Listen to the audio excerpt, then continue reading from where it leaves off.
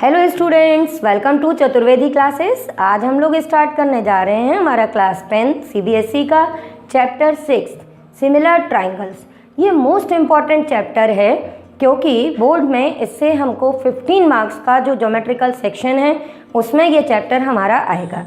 इसमें मेन चीज़ क्या है कि जो ज्योमेट्रिकल सेक्शन है उसमें 3 चैप्टर्स इंक्लूडेड होते हैं। फर्स्ट है हमारा सिमिलर ट्राइंगल्स, सेकेंड आपका है सर्कल्स और थर्ड है आपका कंस्ट्रक्शन। ठीक है, तो अभी हम अपने मेन सिमिलर ट्राइंगल्स के बारे में डिस्कस करेंगे क्योंकि 15 मार्क्स में से इसमें से मैक्सिमम आप मान के चलिए कि मैक्सिमम मार्क्स के जो क्वेश्चन हैं वो हमारे इस चैप्टर से आने हैं। अब सिमिलर ट्राइंगल्स क्या चीज़ होती है, तो हमने 9th में कॉन्ग्रुएंसी ऑफ ट्राइंगल्स पढ़ा था, जिसमें हमने देखा था कि अगर दो ट्राइंगल जिनके शेप एंड साइज़ सेम हो उनको हमने कहा था कि ये हमारे कॉन्ग्रुएंट ट्राइंगल्स होते हैं। अब 10th में हम लोग पढ़ेंगे कि अगर मान लीजिए कि आपके दो फिगर हैं जिनके शेप सेम हैं बट साइज़ डिफरेंट हैं, तो ऐसे फिगर्स के बारे में अब हमको डिस्कस करना है और ऐसे फिगर्स के लिए हम पढ़ेंगे सिमिलैरिटी का क्राइटेरिया। सिमिलैरिटी का जो क्राइटेरिया है वो बेसिकली 2 पॉइंट्स पर डिपेंड करता है। पहला ये है कि आप कोई भी रैंडमली कोई भी दो फिगर लेके अगर ये जानना चाहते हैं कि ये सिमिलर है या नहीं है, तो आपको सबसे पहले क्या चेक करना पड़ेगा। सबसे पहले आपको ये चेक करना पड़ेगा कि उनके कॉरस्पॉन्डिंग एंगल्स इक्वल है या नहीं है। ठीक है, उसके बाद में दूसरी चीज़ आपको पता करनी पड़ेगी कि उनकी जो कॉरस्पॉन्डिंग साइड्स हैं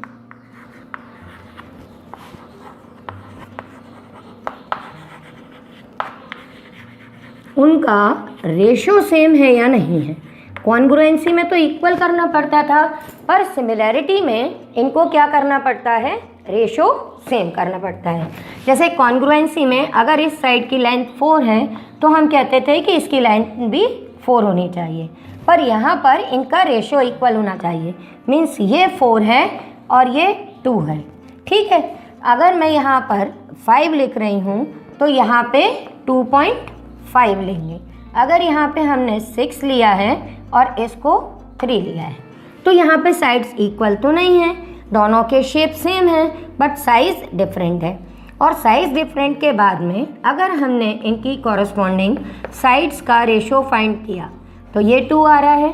5 डिवाइडेड बाय 2.5 किया तो ये भी 2 आ रहा है। 6 डिवाइडेड बाय 3 किया तो ये भी 2 आ रहा है। यानी कि हमको क्या पता चला कि इनकी कॉरस्पॉन्डिंग साइड्स का रेशो सेम है।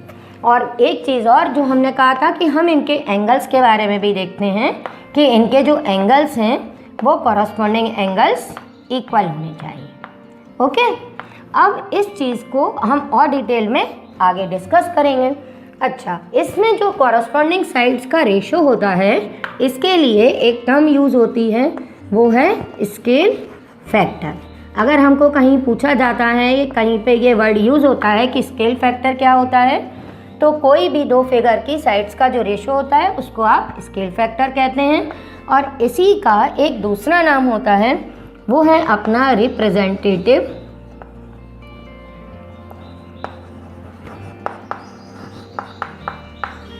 फ्रैक्शन।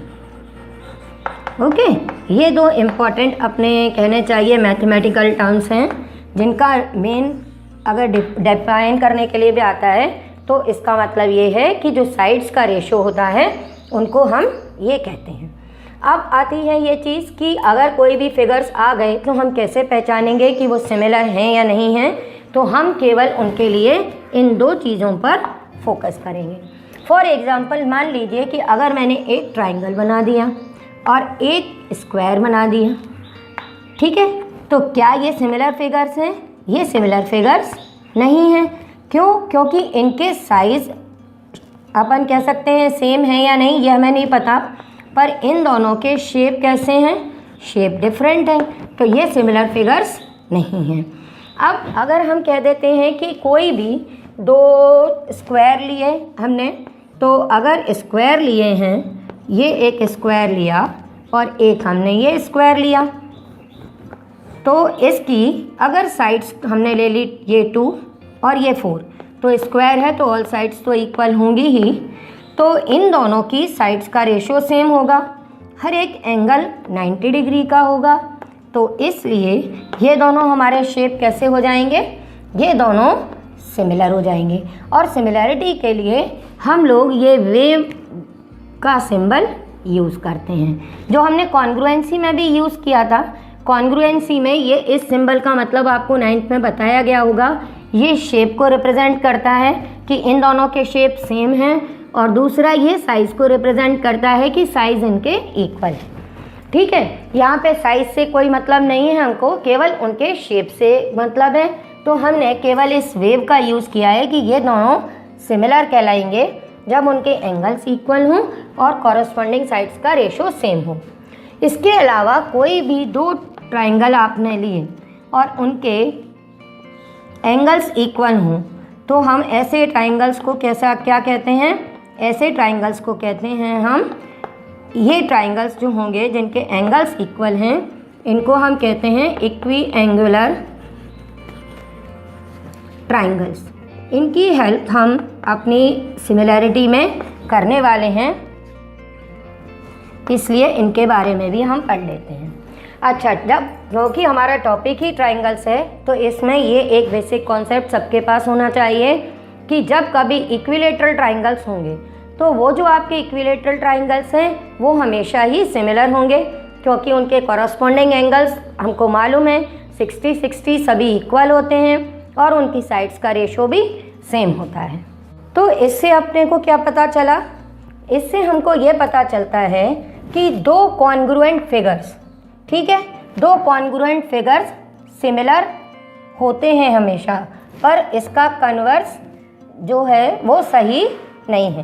कहने का मतलब ये है कि अगर कॉन्ग्रुएंट ट्राइंगल्स या कोई भी फिगर है आपके पास में, तो कॉन्ग्रुएंट फिगर हमेशा कैसे होते हैं, ये सिमिलर होते हैं। ठीक है, बट सिमिलर फिगर्स हमारे कॉन्ग्रुएंट, अगर हम कहें कि क्या ये कॉन्ग्रुएंट होते हैं, तो सिमिलर फिगर्स कॉन्ग्रुएंट नहीं होते। ये छोटी छोटी चीज़ें हैं, इन पे हमको ध्यान देना पड़ेगा, क्योंकि हमारे बोर्ड के एग्ज़ाम्स में MCQs आते हैं और वहाँ पे अगर कॉन्सेप्ट क्लियर है तो हमारे MCQs में कभी भी क्वेश्चंस रॉन्ग नहीं होंगे। अब हम स्टार्ट करते हैं अपनी एक्सरसाइज 6.1, जो बहुत छोटी सी एक्सरसाइज है, हम जल्दी से करते चलते हैं। पहला क्वेश्चन है हमारा फिल इन द ब्लैंक का, कि सारे सर्कल्स कैसे होते हैं। तो हम जानते हैं कि सर्कल्स अगर हम कभी भी ड्रॉ करते हैं, तो सर्कल कैसे भी बनाते जाएं, उन सभी का शेप सेम होता है, पर इनके रेडियस के बारे में आप कुछ नहीं कह सकते। रेडियस कितना भी हो सकता है यहाँ पे 1 हो, यहाँ पे 2 हो, यहाँ पे 3 हो, है ना। तो इसके बारे में अपने को यही मालूम हो सकता है कि इनका रेडियस कुछ भी हो, पर हम कैसे भी सर्कल की बात करेंगे तो वो सर्कल के सभी के हमारे के शेप सेम होंगे, यानी कि सारे हमारे जो सर्कल्स होते हैं वो कैसे होते हैं, सिमिलर होते हैं। ठीक है, अब बात की जाए सारे स्क्वायर्स की, तो स्क्वायर्स के बारे में अभी हमने डिस्कस किया ही था। फिर से अगर हम देख लें कि स्क्वायर हम कैसा भी बनाएं, छोटा बनाएं या बड़ा बनाएं, तो सभी स्क्वायर्स के शेप सेम होते हैं, और हम जानते हैं कि शेप सेम हो गए, इसका मतलब क्या हुआ कि हमारे जो फिगर्स हैं वो कैसे हो गए, सिमिलर हो गए। तो सारे के सारे स्क्वायर्स भी कैसे होते हैं, सिमिलर होते हैं। अब थर्ड वाले पार्ट पर हम ध्यान देते हैं। जो हमारा थर्ड वाला पार्ट है कि हमारे पास में सारे कैसे ट्राइंगल्स सिमिलर होते हैं। तो हम किसी भी ट्राइंगल के बारे में तो नहीं कह सकते कि एक ट्राइंगल दूसरे ट्राइंगल के सिमिलर है जब तक कि उनकी साइड्स का रेशो इक्वल ना आ जाए। पर हमने अभी अभी पढ़ा था कि जो इक्विलेटरल ट्राइंगल्स होते हैं वो हमेशा सिमिलर होते हैं।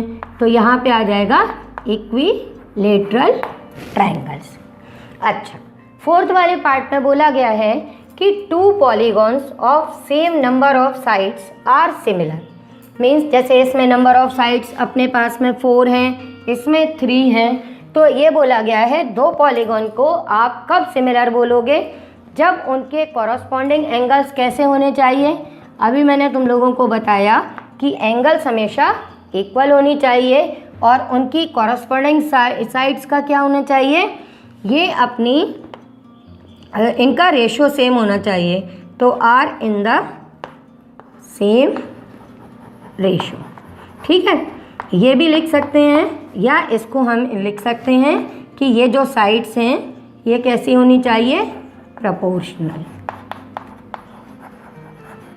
ठीक है। अब सेकंड क्वेश्चन डिस्कस कर लेते हैं। सेकंड क्वेश्चन में लिखा है कि आप दो डिफरेंट एग्जांपल्स बता दो जो सिमिलर फिगर्स के हों। तो सिमिलर फिगर्स के लिए हम लोग किसका यूज़ करेंगे, सिमिलर फिगर्स के लिए हम एक स्क्वायर का यूज़ कर लेते हैं कि स्क्वायर में हमें मालूम है सारे एंगल्स इक्वल होते हैं और हम अगर साइड कुछ भी लेंगे तो दूसरे वाले स्क्वायर की साइड्स के साथ में उनका अगर रेशो निकालेंगे तो वो सेम आएगा। तो हम लिख देंगे कि square of side 2 centimetre and square of side 4 centimetre. और दूसरा आप इक्विलेटरल ट्राइंगल का एग्जांपल ले लीजिएगा, ये इसका ए ये बी इक्विलेटरल ट्राइंगल्स जिनमें अपन साइड्स, इसमें भी हमें मालूम है कि ईच एंगल इज अपना 60 डिग्री है और साइड्स इसकी भी आप चाहो तो 2 ले लेना, इसकी साइड 4 ले लेना। तो हम लिख देंगे equilateral triangle of side 2 centimetre and equilateral triangle of side 4 centimetre. ये हमारे सिमिलर फिगर्स हो गए। नॉन सिमिलर बताने हैं तो एक ट्राइंगल और एक हम रेक्टेंगल ले लेते हैं। तो ये दोनों हमारे कैसे हो जाएंगे, नॉन सिमिलर फिगर्स, है ना। तो ये आप लिख दीजिएगा ट्राइंगल एंड रेक्टेंगल। और इसका ये ए पार्ट हो गया और बी पार्ट के लिए हम सपोज कर लेते हैं कि ये एक ट्रेपेजियम ले लिया हमने और इसके साथ में भी हम रेक्टेंगल स्क्वायर कुछ भी बना सकते हैं। तो ये हमारे पास में दोनों नॉन सिमिलर फिगर्स हो जाएंगे। अब आता है हमारा थर्ड क्वेश्चन। थर्ड क्वेश्चन में हमारे पास में ये गिवन है कि अगर एक PQRS एक फिगर है जिसकी सारी साइड्स 1.5 हैं, तो आपको याद आ गया होगा कि ये रोम्बस है। दूसरा एक फिगर है ABCD जिसकी हर एक साइड 3 सेंटीमीटर की है, तो आपको ये पता चल गया ये स्क्वायर है। अब हमसे पूछा गया है कि ये बताओ कि ये दोनों फिगर क्या सिमिलर हैं या नहीं। वैसे तो शेप देख के ही आपको पता चल गया होगा कि सिमिलैरिटी के लिए शेप सेम होने चाहिए, इनके शेप सेम नहीं हैं, पर फिर भी हमको यहाँ पे कंडीशंस लिखनी है। तो हम यहाँ पे क्या देख रहे हैं कि इनकी साइड्स का अगर हम रेशो निकालते हैं, ठीक है, तो सबसे पहले हम लिखेंगे कि ratio of their corresponding sides,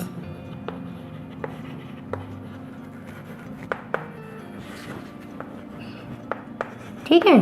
ratio of their corresponding sides निकालेंगे तो वो क्या आएगी 1.5 डिवाइडेड बाय 3, हर एक जगह डेसिमल हटाओ कैंसिल करो तो ये आ जाएगा 1/2। तो कॉरस्पॉन्डिंग साइड्स का रेशो तो इनका सभी का सेम आ रहा है 1/2, पर क्या इनके एंगल्स इक्वल आ रहे हैं, नहीं आ रहे। तो इसलिए यहाँ पर आप आंसर क्या लिखेंगे, थर्ड में इसका आंसर आप लिखेंगे कि ratio of their corresponding sides are equal but their, ये मैंने आप लोग को करके दिखाया था, but their corresponding angles are not equal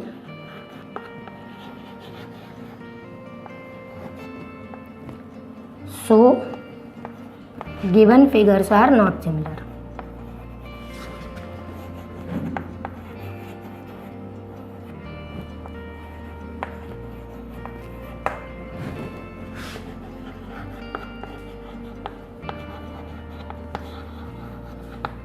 okay